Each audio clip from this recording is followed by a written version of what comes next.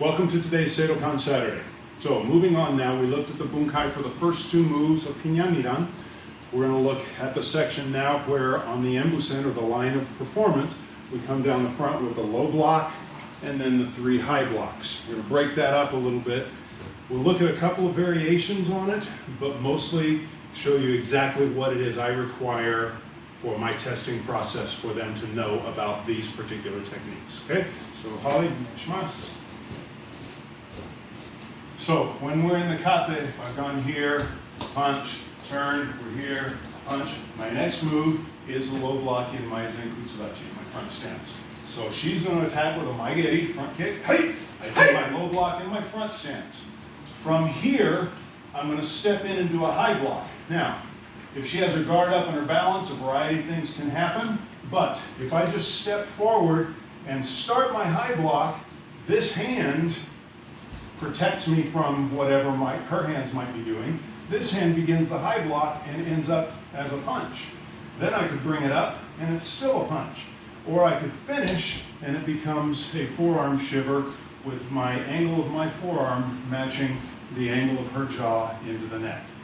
We can grab and move the hand or just keep it out of the way as we block. So the full technique, hey, hey, block, punch, or forearm shiver. That punch can be low, chin, or the forearm shiver into the jaw. Okay? So we're there in the kata. That's our next technique. Now notice, if you go back to the blocking videos, this hand that we put up on the way to the block has a use.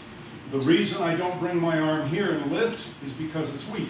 If she come in with a kick, hey, right? And I come forward, if I'm lifting my arm here and she wanted to push down, I have a hard time. But if I have this hand here first and I'm coming up this way, there's no way she's stopping that arm from coming up, because here I have the strength to go up. But it's also my hidden punches coming in. So go back and make sure that the technique performance of Anyuke, of the high block, is correct. And if it is, with the prep hand, with the straight down and straight up, as opposed to a rising horizontal forearm, then rise with a twist, then you will have this technique. Let's do it just from the other side, just for grins and giggles. Hey! Hey! Block, punch, or strike with the forearm. Okay? So that's our next technique in Pinan Nidan. The next two high blocks, we'll do those next time. The next two high blocks in the sequence, we can connect to this, or, as I teach it for my students, we can separate it. We'll look at them both ways next week, connecting all three Anyuke together, or just moving on to the next two Anyuke as they exist in the kata. Okay? Hopefully that was helpful, instructive. Again, it goes back to how to do the high block correctly, so that it's not just a block, but it becomes our striking, arm breaking, punching, etc.